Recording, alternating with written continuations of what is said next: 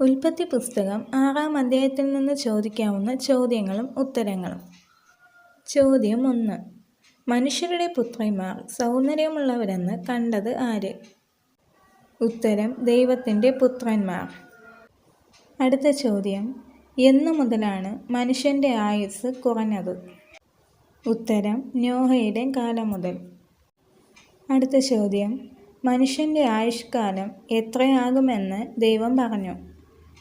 ഉത്തരം 120 വർഷം. അടുത്ത ചോദ്യം, യഹോവ എന്തുകൊണ്ടാണ് അനുതപിച്ചത്? ഉത്തരം ഭൂമിയിൽ മനുഷ്യനെ ഉണ്ടാക്കിയതുകൊണ്ട്. അടുത്ത ചോദ്യം, ദൈവത്തിൻ്റെ ഹൃദയത്തിന് അതിദുഃഖമായി തീർന്ന സംഗതി എന്ത്?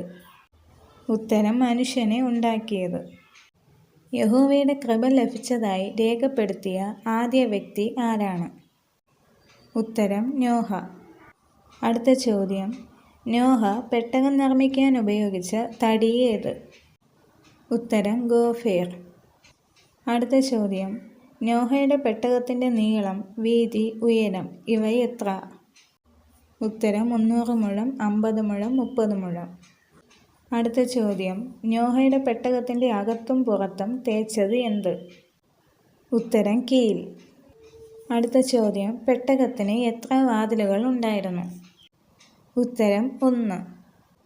അടുത്ത ചോദ്യം, നോഹയുടെ പെട്ടകത്തിന് എത്ര തട്ടുകൾ ഉണ്ടായിരുന്നു? ഉത്തരം 3 തട്ടുകൾ.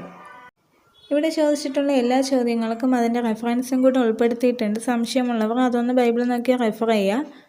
അടുത്ത് നമുക്ക് 7-ാം അധ്യായത്തിലെ ചോദ്യോത്തരങ്ങളുമായി പിന്നെയും കാണാം. ദൈവം നിങ്ങളെല്ലാവരെയും ധാരാളമായി അനുഗ്രഹിക്കട്ടെ. ആമേൻ.